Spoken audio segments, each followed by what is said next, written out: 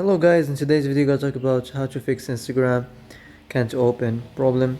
So the answer is easy. Just go to the settings and now go to scroll down to the apps section, and as you see here you will go to this search and search on Instagram. Okay, now go to the storage and here you will find this clear cache right here. Click on it and go check it if it works. If it didn't work, you can try to restart the phone, and if it didn't work again, you can maybe try to clear data, but be careful, you will lose all your data. So that's it.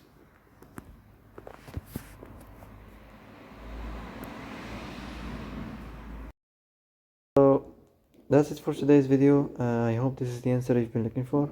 If you like this video, don't forget to like and subscribe, and see you in the next video.